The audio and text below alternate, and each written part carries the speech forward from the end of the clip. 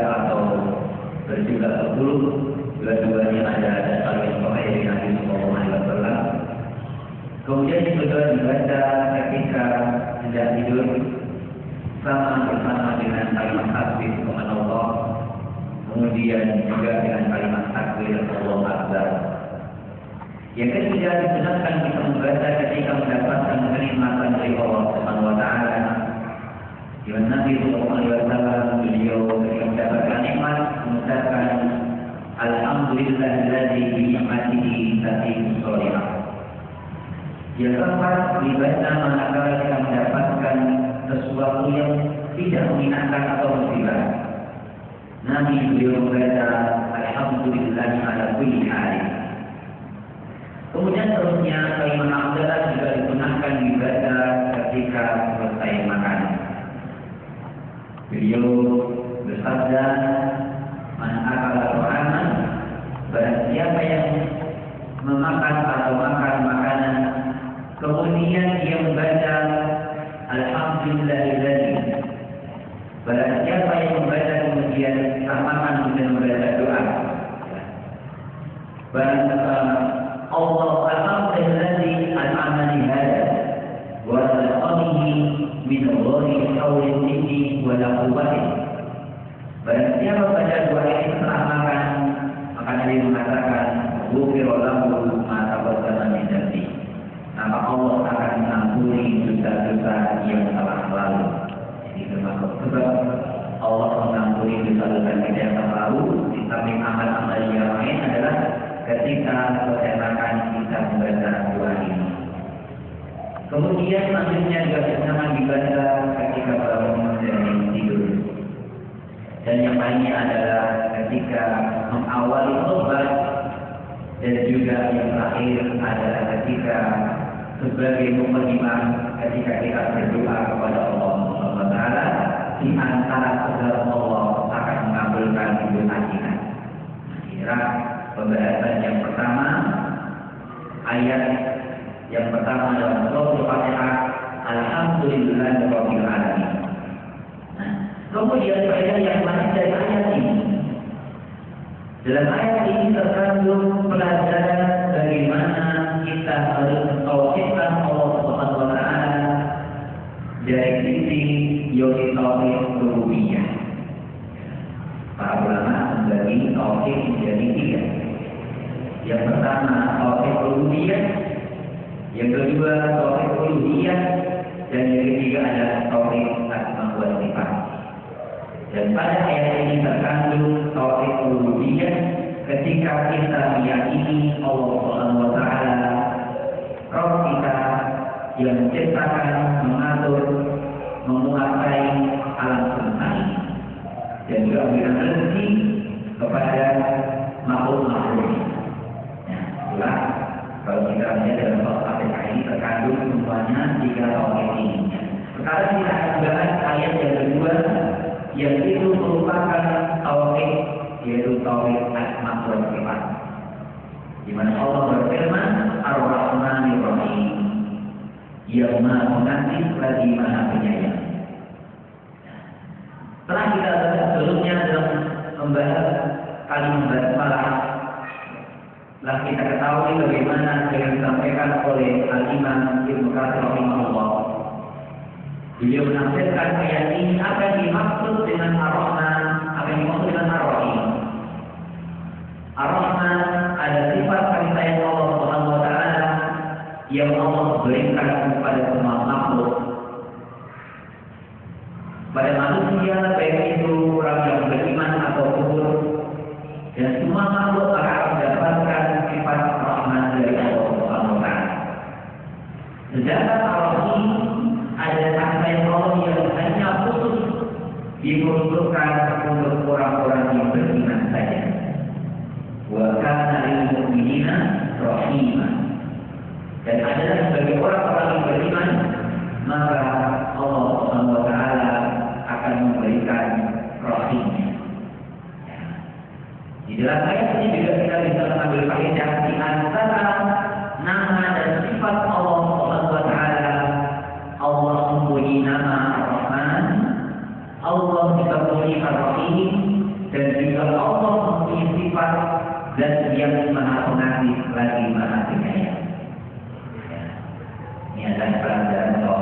dalam ayat yang kedua ini berkaitan tentang topik asma wa sifat, yaitu nama-nama yang baik yang Allah punyai dan juga sifat-sifat yang tinggi, sifat kemuliaan dari Allah Subhanahu wa Ta'ala.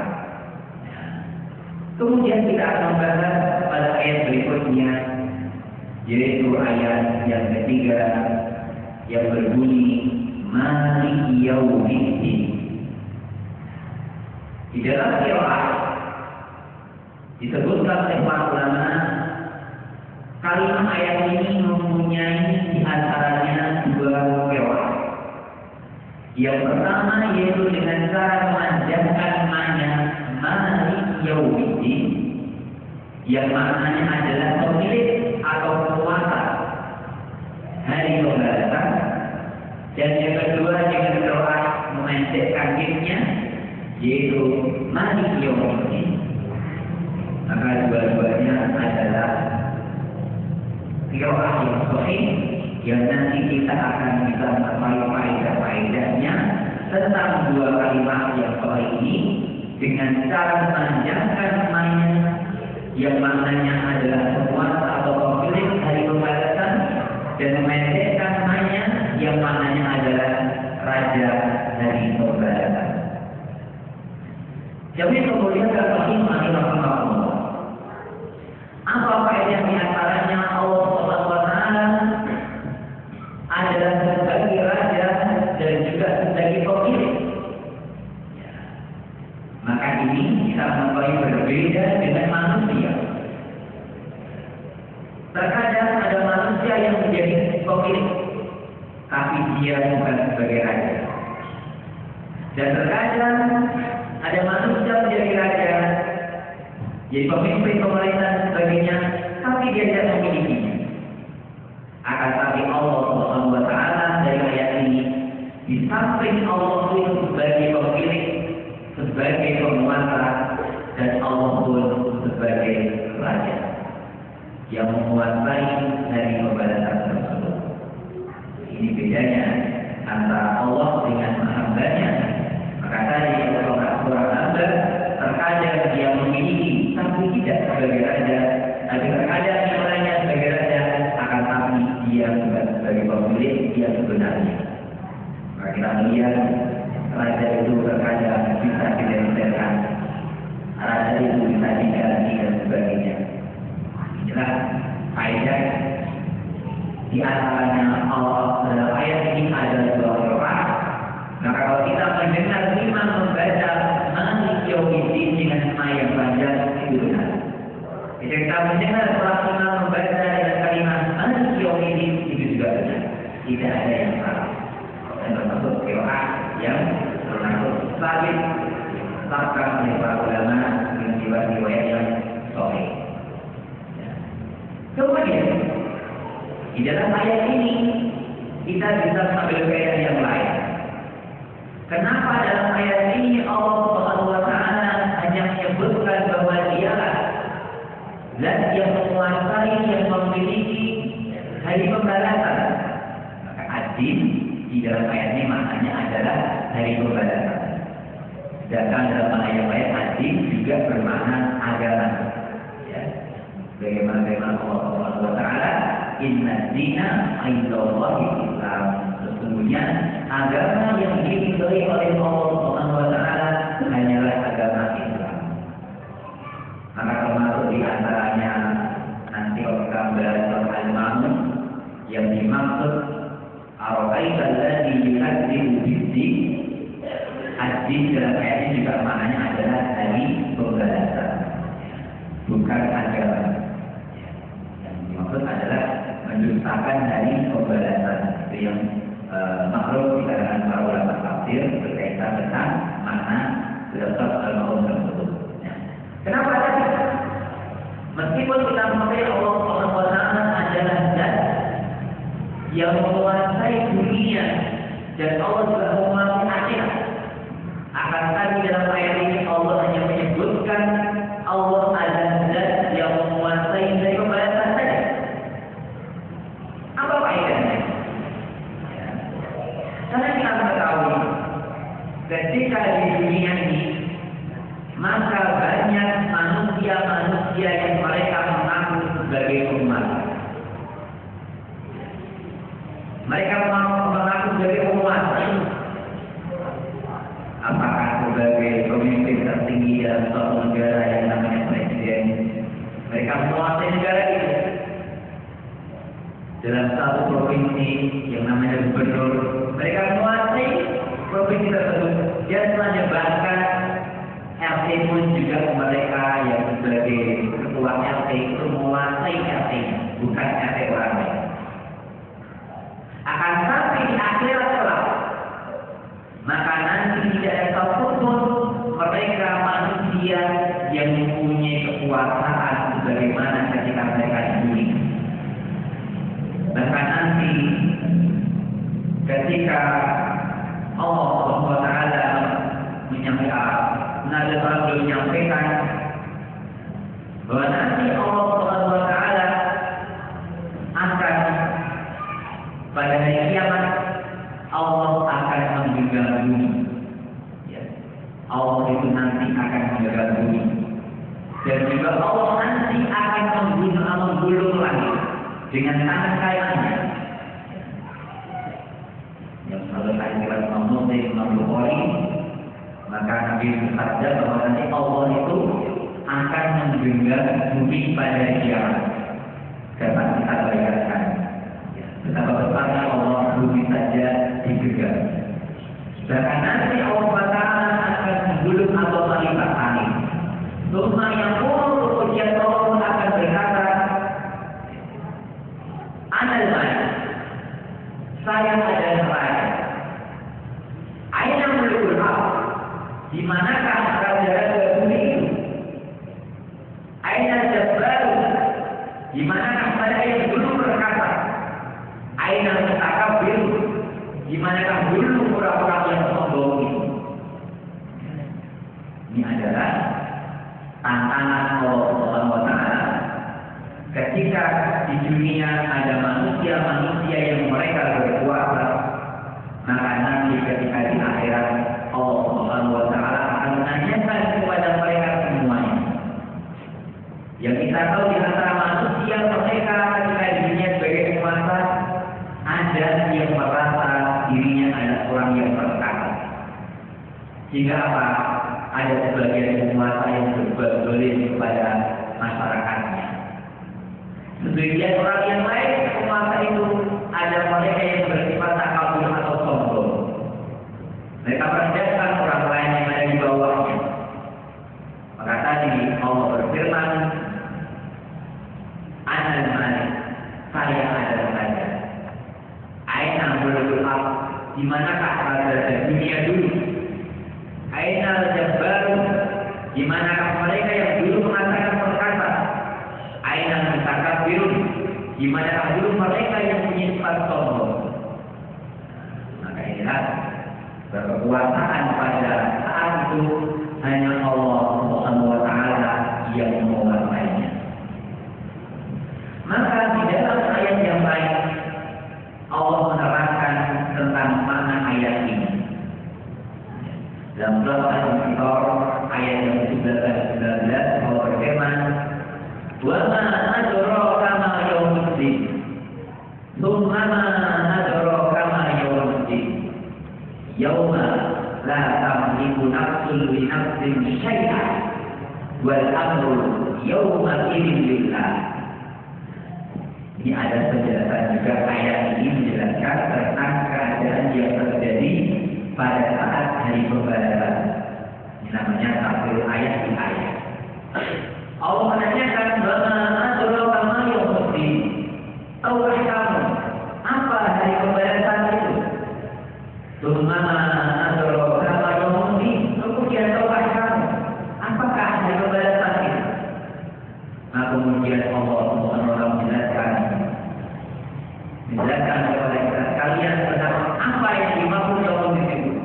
Yauma la tamliku nafsun li nafsin syai'an.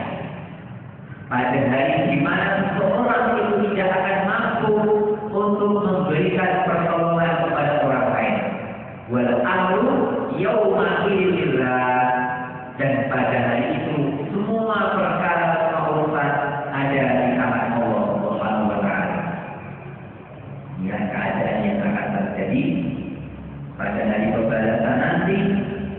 ketika seseorang tidak akan mampu memberikan pertolongan kepada orang lain. Ya. Seorang bapak tidak akan mampu menolong anaknya. Seorang suami tidak akan mampu menolong istrinya, dan seterusnya dan seterusnya. Bahkan pernah Nabi Sallallahu Alaihi Wasallam dalam hadis yang diriwayatkan Imam Bukhari pernah mengatakan kepada Fatimah, "Ya Fatimah, wahai Fatimah, inni la amliku lahu min Allahi syai'an." Sesungguhnya aku ini tidak akan pernah bisa menolongmu sedikit pun, itu pada hari kiamat. Di bagaimana Nabi Sallallahu Alaihi Wasallam ajarkan kepada kita sekalian, bahkan Nabi saja tidak mampu untuk memberikan pertolongan kepada putrinya Fatimah. Kenapa? Semuanya ada di tangan Allah Subhanahu Wa Taala, di bawah kekuasaan Allah Subhanahu Wa Taala. Kemudian dalam hadis yang lain pernah setelah mengumpulkan keluarganya Bani Hashim, kemudian beliau menyampaikan peringatan. Ini adalah Nabi SAW beliau mengamalkan perintah Allah Subhanahu Wa Taala, wa anzir ashirataka aqrabin. Maka berikanlah peringatan kepada sahabat dekat. Jadi ini merupakan ayat yang Nabi diperintahkan agar pertama kali yang diberikan ruang itu adalah keluarga yang terdekat dulu. Termasuk kita juga demikian. Kalau kita ingin berdakwah kepada masyarakat banyak, hendaklah yang kita lakukan mendakwai keluarga kita dahulu. Kenapa demikian? Karena nanti akan banyak faedahnya.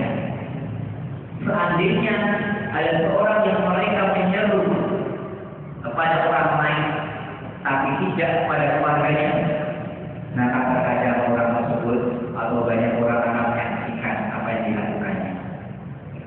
Misalnya ada orang teriak-teriak nyuruh, misalnya para wanita menggunakan hijabnya, menggunakan jilbabnya, atau ternyata tidak menggunakan jilbab. Apa katanya?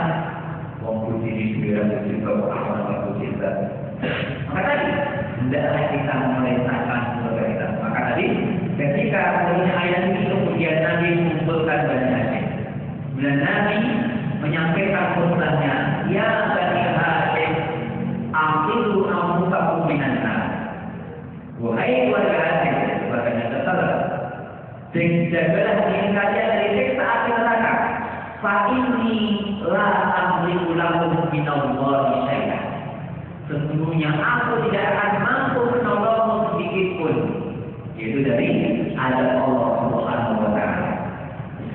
Kenapa demikian tadi? Karena kita mengetahui bahwa yang memiliki hari itu, yang menguasai hari itu adalah hanya Allah Subhanahu Wa Taala.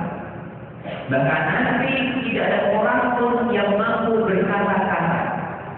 Ketika para penguasa dulu mereka bisa memerintahkan, mereka bisa mengatakan dan yang lain-lainnya, akan tapi nanti ketika dari akhir Allah berfirman dalam surat Al-Ghafir, surat yang ke-40 ayat yang ke-16, Allah berfirman, yauma ya'ti la tahallam illa bi'iznillah, bisyai'in illa bi'iznillah. Pada hari saat yaitu datangnya hari di mana ada orang pun yang berkata-kata kecuali dengan izin Allah Subhanahu Wa Taala.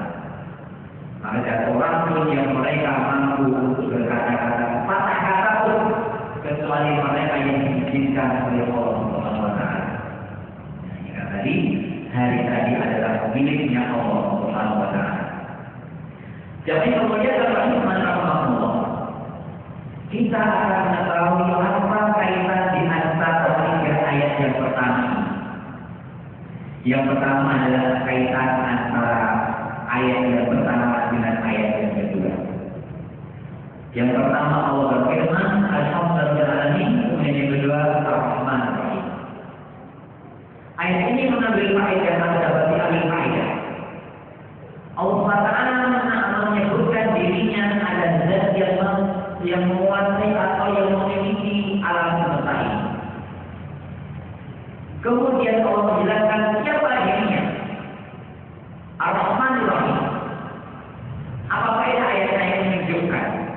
Meskipun Allah Subhanahu wa taala adalah zat yang maha perkasa, zat yang maha berkuasa, zat yang memiliki, zat yang menguasai sebagai Rabb, akan kita lihat Allah mempunyai sifat kasih sayang. Tidak kemudian Allah mempunyai sifat zalim kepada hamba-hambanya. Meskipun Allah berkuasa melakukan apapun, karena Allah adalah Rabbul Alamin, Rabb semesta alam. Akan tapi Allah mengajarkan kepada kita sekalian, hendaklah kita, meskipun kita punya kekuasaan dimanapun, di rumah tangga kita berkuasa, di kantor kita berkuasa, dan sebagainya. Nah, kita bisa melihat bagaimana Allah mencontohkan kepada kita sekalian, Allah mempunyai sifat kasih sayang. Allah tidak pernah menzalimi hamba-hambanya. Ini faedah yang berkaitan antara ayat yang pertama dan yang kedua. Kemudian ketiga ayat ini diambil oleh para ulama sebagai fondasi kita beribadah kepada Allah Subhanahu wa taala. Yang nanti berkaitan dengan ayat yang keempat, iyyaka na'budu wa iyyaka nasta'in, bab masalah ibadah. Apa yang dapat kita ambil dari ayat ini? Pertama, kedua, dan ketiga. Para ulama menjelaskan bahwa ayat pertama dan ini merupakan bagaimana prinsip-prinsip kita beribadah kepada Allah Subhanahu wa taala, di antaranya dengan menyembah Allah dalam ayat yang keempat.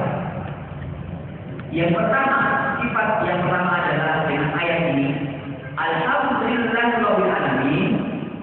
Ini sebagai dasar bahwa kita beribadah kepada Allah Subhanahu wa taala hendaklah kita landasi dengan kecintaan kita kepada Allah. Ya, kita beribadah karena kami cintai Allah. Yang kedua, kalimat Ar-Rahmanir Rahim. Kita beribadah kepada Allah Subhanahu wa taala hendaklah kita landasi dengan rasa rojak kepada Allah atau berharap kepada Allah.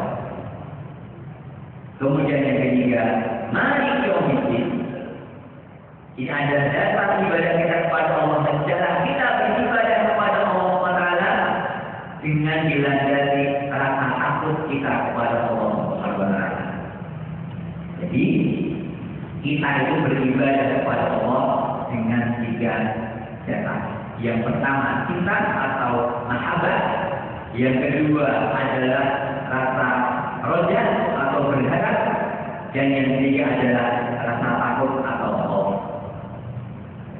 Maka dikatakan oleh para salaf, maka barang siapa yang mengumpulkan ketiga-tiganya ini dalam beribadah kepada Allah, maka dia sebagai mukmin yang sejati. Kenapa demikian?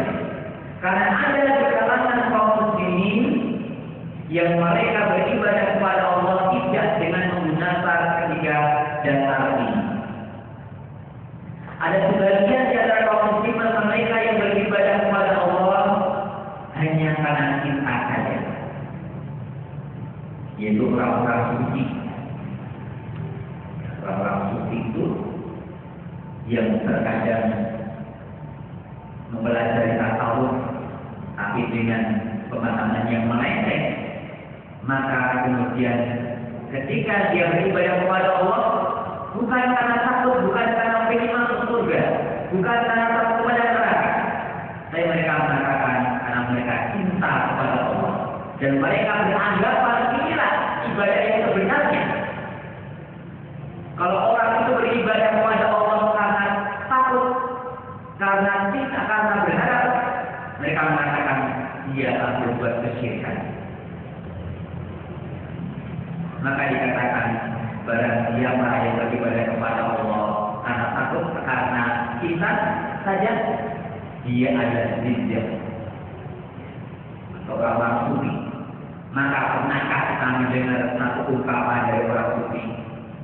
Ya Allah, kalau saya beribadah kepada-Mu karena ingin masuk dalam surga, jangan memasukkan aku ke dalam surga.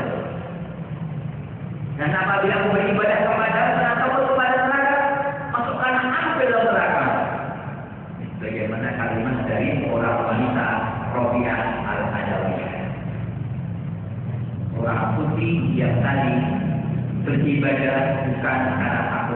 bukan karena benar, tapi hanya cinta kepada Allah SWT.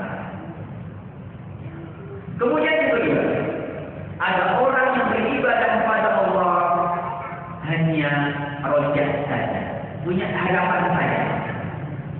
Dan ini adalah ibadahnya orang-orang Murji'ah. Kenapa demikian? Orang-orang yang berbangsa Murji'ah itu beranggapan bahwa iman itu cukup di hati saja. Amal bukan bagian daripada iman. Sehingga mereka mengatakan, meskipun orang itu bermaksiat kepada Allah, dia tidak kehilangan imannya. Saking pedenya, saking rojaknya. Bahkan sampai ada orang bermaksiat pun mereka mengatakan iman mereka tidak berubah. Ini ada ibadahnya murji. Ada lagi yang mereka beribadah kepada Allah hanya karena takut saja. Ini adalah ibadahnya Haruri. Haruri itu adalah orang kuat. Sehingga mereka berlebihan. Bahkan dikatakan oleh mereka, orang yang bermaksiat atau dosa besar, mereka telah kafir. Dan mereka mengatakan kalau orang itu masuk neraka, maka mereka tidak akan masuk surga. Ini ada sifat berlebihan dari orang-orang lain yang gampang mengkafirkan orang, gampang menuduh kafir orang, sehingga gampang menyerang kaum muslim. Nah tadi mereka beranggapan kalau orang itu dosa besar, maka dia telah keluar dari Islam. Bahkan ketika memahami ayat "Waman yahkum bima anzalallahu wa ulaika humul kafirun", mereka beranggapan kepada siapapun yang tidak berhukum dengan hukum Allah, mereka telah kafir. Tanpa diselidiki apa sebabnya. Akan tapi Nabi Sallallahu Alaihi Wasallam mengajarkan kepada kita sekalian, kita beribadah dengan dasar 3 landasan ini. Bukankah kita mendengar Nabi Muhammad berdoa kepada Allah belum bisa surga? Bukankah kita mendengar Nabi juga minta kepada Allah, Allahumma tujinana, berjauh dari api neraka? Kalau orang lain mengatakan, kalau ada orang beribadah kok minta surga, kalau takut neraka itu syirik, sungguh dia tak hidup Nabi berbuat kesyirikan. Iya begitu. Kenapa tadi? Nabi Sallallahu Alaihi Wasallam banyak berdoa kepada Allah agar Allah memberikan surga kepada beliau. Juga berdoa agar Allah menjauhkan dari siksa api neraka. Bukankah Allah telah berfirman ajaran kepada kalian, Rabbana atina fid dunya hasanah wa fil akhirati hasanah wa qina adzabannar. Nah inilah sikap yang benar orang mukmin ketika beribadah kepada Allah adalah menggabungkan 3 prinsip ibadah tadi. Yang pertama adalah ibadah kita lakukan karena kita mencintai Allah SWT, zat yang menguasai, zat yang memiliki alam semesta ini, yang telah memberikan begitu banyak kenikmatan-kenikmatan kepada kita. Jika kemudian kita tunduk karena cinta kita kepada Allah SWT. Kemudian kedua, kita beribadah kepada Allah SWT dengan penuh harapan. Allah akan memberikan kepada kita surga. Allah akan menerima amal ibadah kita. Tidak apa ini merupakan hiburan kita. Jangan sampai dalam ibadah itu tren. Kenapa tadi ada sebagian orang itu yang hanya takut saja beribadah takut dan jangan Allah menerima amal saya. Jadi ibadahnya itu diikuti dengan rasa khawatir. Tapi tadi kita harus punya harapan Allah akan menerima amal ibadah kita manakala kita tak beribadah dengan ikhlas dan kita beribadah dengan Nabi Sallallahu Alaihi Wasallam. Dan kita tadi punya harapan juga agar Allah memberikan balasan di akhirat pada hari balasan tersebut. Kemudian yang ketiga juga demikian, hendaklah kita beribadah kepada Allah karena kita takut kepada Allah. Kenapa kita sholat? Ya karena kita takut kepada Allah dari Allah adalah neraka. Kenapa kita puasa? Allah mengancam Berarti siapa yang berpuasa tadi juga dia telah berpuasa kepada Allah dan yang lain-lain. Maka inilah sikap kalau kita bisa mengambil faedah dari 3 ayat ini. Alhamdulillahirabbil alamin ar-rahmanir rahim maliki yaumiddin digunakan oleh para ulama sebagai landasan seseorang bagaimana mereka beribadah kepada Allah. Maka kemudian Allah SWT melanjutkan ayat ini tadi dengan masalah ibadah. Iyyaka na'budu wa iyyaka nasta'in. Hanya kepada Allah ya Allah kami beribadah, kami menyembah, dan hanya kepada Allah ya Allah kami mohon pertolongan. Kita akan mengambil faedah dari tata bahasa dalam kalimat ini. Yang pertama adalah dalam ayat ini Allah Subhanahu wa taala mengedepankan yaitu objeknya, bukan pelakunya. Kenapa demikian? Karena Allah ingin menekankan dalam ayat ini kepada siapa kita harus beribadah. Maka seharusnya kalimatnya berbahasa Arab yang lumrah. Na'budu iyyaka wa nasta'in iya. Tapi kenapa di balik maf'ulnya didahulukan? Iya, karena na'budu wa iyyaka nasta'in. Bagaimana dalam bahasa kita kalau sesuatu dikedepankan, ini menunjukkan